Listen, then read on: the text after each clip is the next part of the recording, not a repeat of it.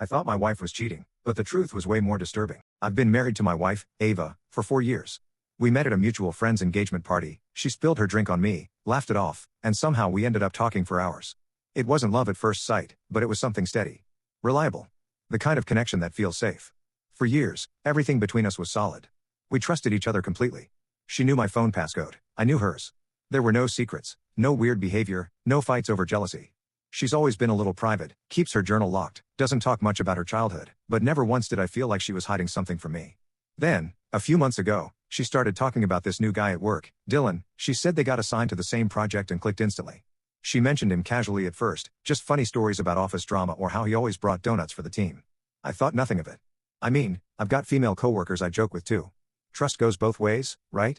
But over time, Dylan's name kept coming up. When she was late getting home, it was because Dylan needed a ride. When she laughed at her phone, it was because Dylan sent a meme. She even started dressing a little differently for work, nothing crazy, just more effort than usual. And when I teased her about it, she brushed it off with, "It's nice to feel confident again." Still, the first real red flag came one night when her phone buzzed at midnight. The screen lit up with a message from someone saved under group chat. Except when I asked her which group it was, she said it was a work thing and quickly turned her phone over. I tried to ignore it, but from that moment on, I started noticing little things. She'd tilt her screen away when texting. She'd take her phone into the bathroom when she showered. I told myself not to overthink it. I didn't want to become one of those insecure spouses who spiral over nothing. But the feeling wouldn't go away. Then, last week, it all came crashing down. She was in the shower when her smartwatch, which was synced to her phone, buzzed on the counter. A message popped up that read, "You still thinking about last night?" Winking face emoji. My stomach flipped. I stared at it for a full minute, waiting for it to make sense. Who was this? What last night? I couldn't breathe. I didn't want to believe it, but the thought hit me like a truck. She's cheating. When she came out of the shower, I asked her straight up who Dylan really was. She froze, towel in her hand, water still dripping down her hair. Her face went pale. "Why are you asking me that?" she said. I told her exactly what I saw on her watch. She immediately got defensive, said it was just a joke between coworkers. But the look in her eyes told me there was more to it. That night, I barely slept. When she finally drifted off, I went downstairs and opened our shared laptop. Her iCloud account was still logged in. I wish I hadn't looked, but I did. There were hundreds of messages between her and Dylan.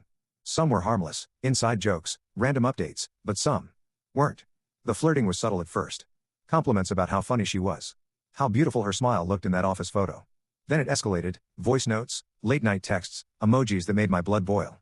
But what gutted me most was how he called her Aves. That's my nickname for her. The one I came up with years ago on our honeymoon. I felt physically sick. My hands were shaking. I couldn't even scroll anymore. I closed the laptop and sat there in the dark, trying to figure out what to do. Should I confront her? Leave? Pretend I never saw it? The next morning, I told her I'd seen the messages. She didn't deny it. She just broke down crying. For a moment, I felt relief, like maybe she was finally being honest. But then she said something that stopped me cold. "He doesn't even exist." At first, I thought she was trying to gaslight me. I told her I saw the messages, the name, the pictures, the voice notes. But she wasn't lying. She grabbed her phone, opened her messages, and showed me everything. There was no contact named Dylan, no chat thread, nothing. She explained that Dylan wasn't real.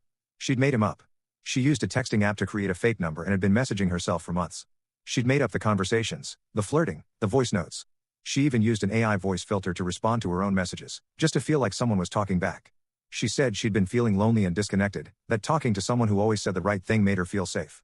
Dylan was her escape, her emotional support system. But she swore it never went further than that. She wasn't cheating, she was coping. I didn't know what to say. I didn't even know how to feel. On paper, she didn't betray me, not physically, not emotionally with a real person. But in a way, it felt worse. She built an entire fantasy of another man, someone who listened better, cared more, understood her in ways I apparently didn't. We've started therapy since then. She's learning to confront her loneliness, and I'm trying to process the weird mix of anger and heartbreak that comes with finding out your wife was unfaithful to you with herself. She keeps saying, "I never wanted to hurt you. I just wanted to feel something again." Sometimes I still hear the messages in my head. The words she wrote to herself, pretending they were from him. "You still thinking about last night?" Winking face emoji. Every time I hear that line, it feels like the ghost of someone who never existed is haunting our marriage. We're trying to move forward, but I can't help wondering if there's a part of her that still misses him, the version of herself who could create comfort out of thin air. Sometimes, the scariest kind of cheating isn't with another person. It's when the betrayal comes from the one place you thought you were safe, your partner's own mind.